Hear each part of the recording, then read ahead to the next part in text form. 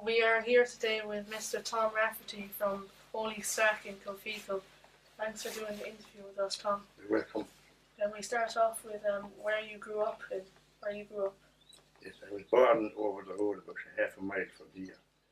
And back in the road. But 100 yards in off of the road, actually. The house I was living in. It was a two-story house. It was a farmer's place, actually. What family names were most common in your area? I think Ryan's was the most popular name around. Then there were, our neighbours were Comans, Lumigans. They were our next door neighbours. Did you have any running water or kind of electricity in your house?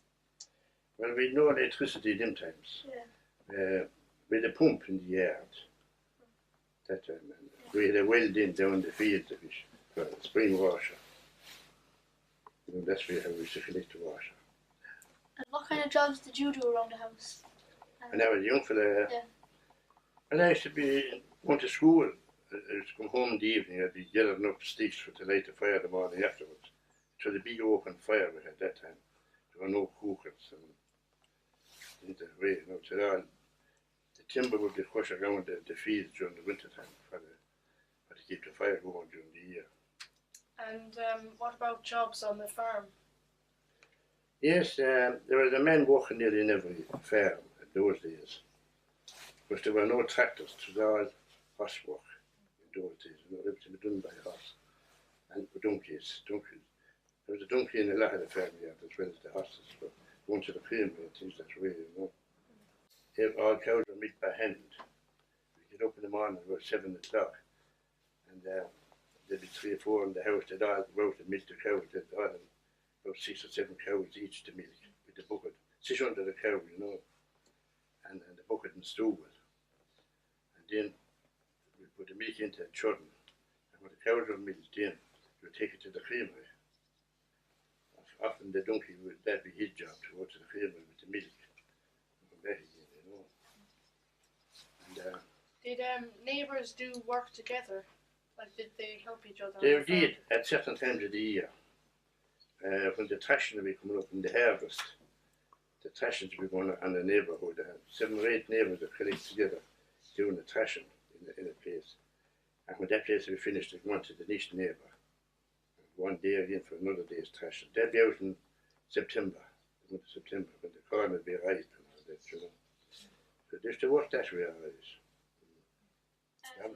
Did you grow any food at home? We grew potatoes, yeah, with potatoes and food in for the cattle, mangels and turnips. We used to grow cabbage in, of course, as well, and for our own use, for the table, you know. Then people used to have corn then one time too, in the farm. There was a time back a lot, I think it's back in the 40s, that everyone had to till a certain amount of land. And they had to have a certain amount of wheat. There were inspectors and all going around at the time, make sure you had it done. I think that was in the 40s. And that was all done by horses in them times, you know, a pair of horses in the garden, out ploughing and tilling, you know, all done by horses.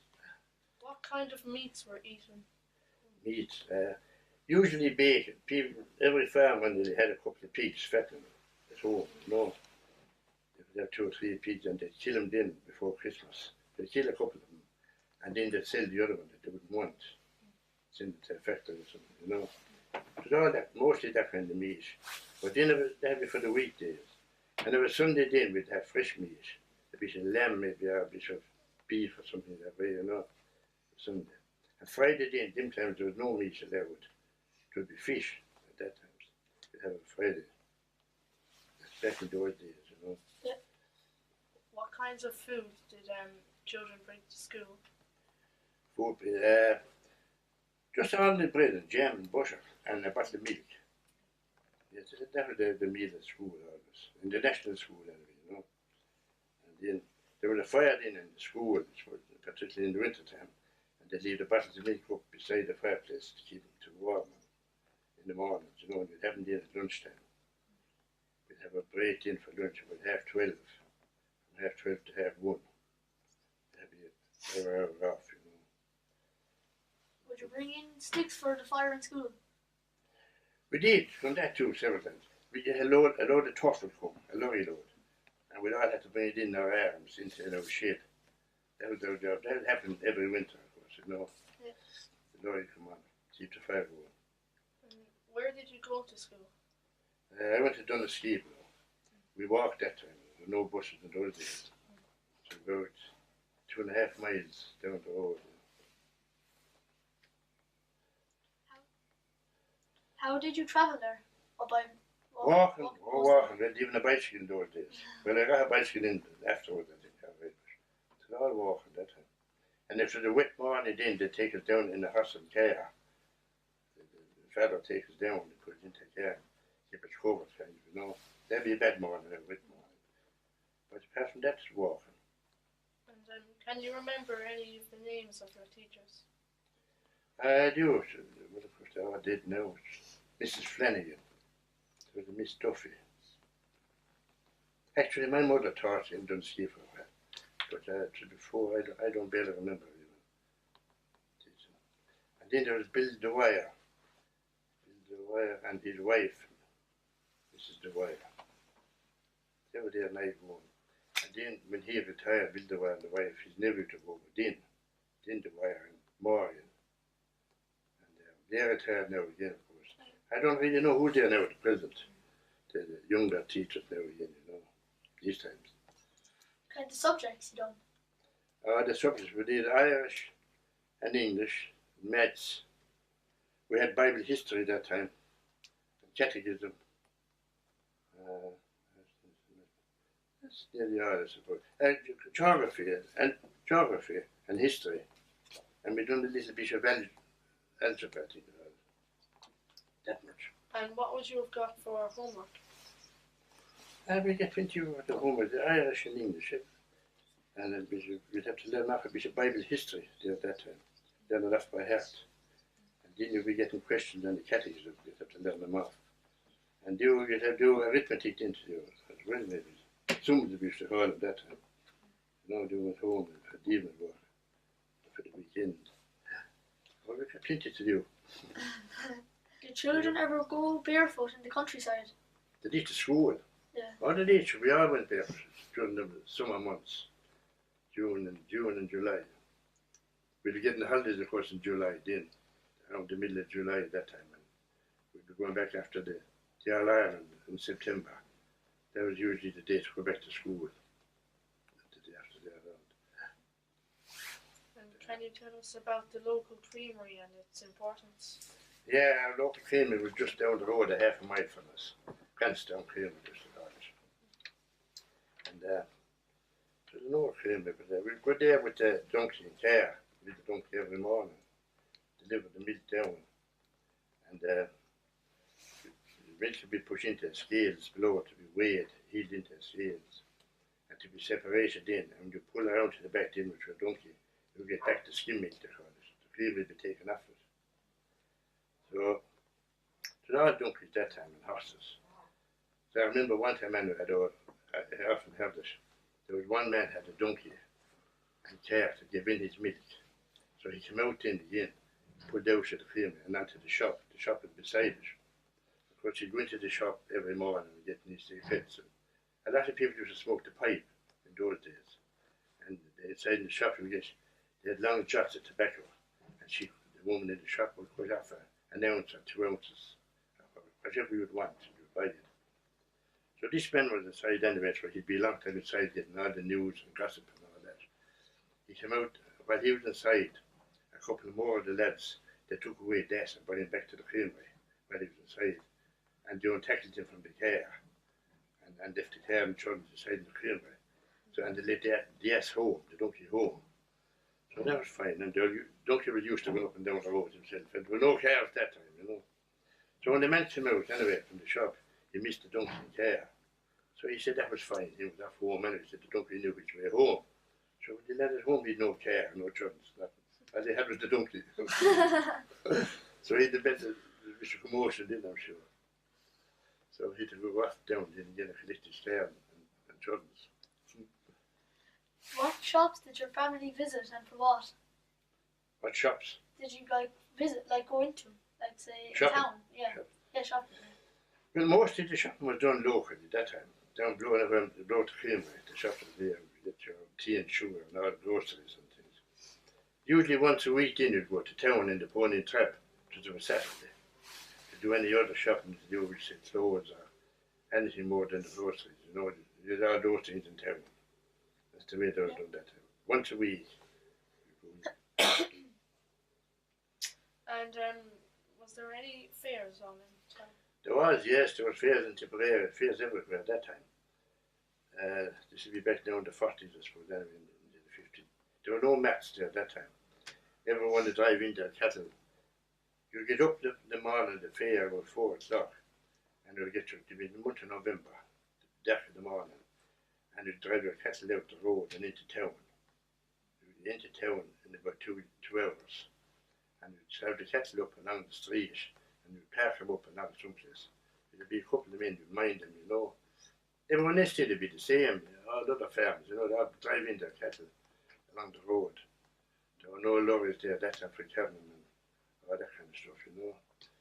It's a tough job, it's a tough morning's work because you're out in the dark and trying to work your way in, you know. It's hard to tell. Yeah. And then there'd be people selling bonners and pigs again the fair day. Yeah. They'd bring them in horse and wagons again into the town, and they'd park them along the side of the street. Take the horses from under the cars and tie them in a forge or something, you know, something. Yeah. And they'd let them live there for the day. Then you were trying to sell the banners and young pigs, you know. Yeah. That was all went on the fair day.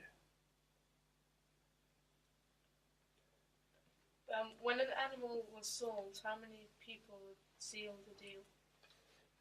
When we'd be selling an animal then, well, a couple of men were trying to make a deal, the men would be buying them. And then when they had the deal, they made that each other's hand, maybe, you know. They had to make no deal, cinch a deal more, as we say. Oh, that was the one. And then a lot of cattle in that time used to go by rail. They'd have to drive them down to the railway, carry them off different parts of the country. Buyers would come on the day before, and they'd stay in town the night before the fair, in a hotel or stay someplace. And they'd be out in the morning, then at 5 or 6 o'clock, buying these cattle off of people, you know. Yeah. And if they're up the country then, they'd have a wagon hired, a railway wagon, and they'd hunt the cattle down during the day from them bush and load them onto the wagon, and the train would take them off to where they're going, you know. That was all done. Where did you go to mass? Kilfeacle was our place to go to mass. The two chapels above in that Walden and Kilfeacle are giant parishes, and there were two priests there at that time. And Father Speck, I can go now because he was Father Hammerstein. You didn't ever hear him before. And he was the parish priest in Golden to Kilfeacle. And mass would be at 9 o'clock every Sunday morning. And every Sunday morning then the farmers would have to get up about 5 o'clock, milk the cows, go to the creamery, come back, feed the calves, wash the children's for the evening, have them clean, and tackle up the pony and trap for mass. And be above Kilfeacle at 9 o'clock. Some work, wasn't it? Yeah. And if we're fasting dinner, receiving communion, you'll be fasting from 12 o'clock the night before, in those days. That's the way it's done. And then along the wall above in Kilfeacle, around the graveyard, there was rings on the wall all around for tying the animals for the mass. There'd be a lot of animals there. You want to be on pony traps, you know, in those days. What games did you play as a child? We used to be playing hurling locally. A few of the neighbours and ourselves every Sunday we'd be out in the field, you know, just practising around. And then there were one year, a couple of years in, we had sports locally, beyond the Paddy Lundigan's fields. Just organised it ourselves, you know, a kind of a sports day. Just different races, 100 yards and 200 yards and a walking race and all that. And the neighbours all come to us, support us. And we'd have a shop there then, a shop selling minerals and chocolates and sweets and all that stuff, you know. Just it was good in those days, you know. People were good to support us. Did you play games like Skittles? We did, yes, yeah. There was just down the road there, a small bit.